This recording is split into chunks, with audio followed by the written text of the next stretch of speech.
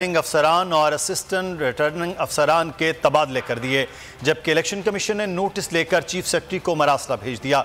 मरासले में कहा गया कि सिंध हुकूमत ने 20 रिटर्निंग अफसरान और असिस्टेंट अफसरान के तबादले किए हैं। मजीद तफसीलात जानेंगे। सलाहुद्दीन अली हमारे नुमाइंदे इस वक्त हमारे साथ हैं। सलाहुद्दीन, आगाह कीजिएगा। आपको खबर दे रहे हैं कि सिंध हुकूमत ने रिटर्निंग अफसरान और असिस्टेंट रिटर्निंग अफसरान के तबादले कर दिए हैं, जबकि इलेक्शन कमीशन ने नोटिस लेकर चीफ सेक्रेटरी को मरासला भी भेज दिया है।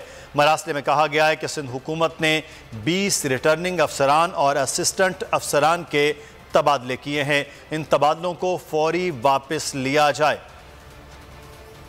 सिंध में बल्दियाती इलेक्शन का मामला और उससे पहले रिटर्निंग अफसरान और असिस्टेंट रिटर्निंग अफसरान के तबादले सामने आ रहे हैं। सलाहुद्दीन अली हमारे नुमाइंदे हैं। जी सलाहुद्दीन, आगाह कीजिएगा, मजीद क्या अपडेट्स हैं? हाँ जी, बिल्कुल।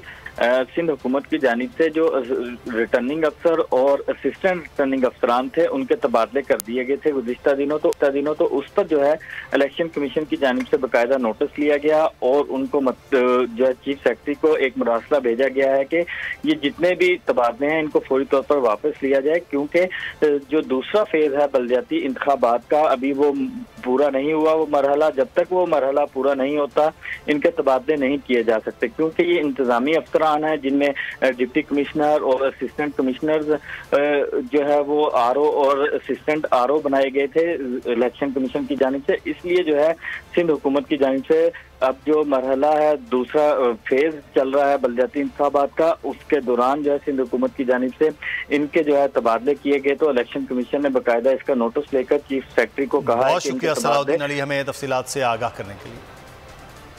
वज़ीर आज़म शहबाज शरीफ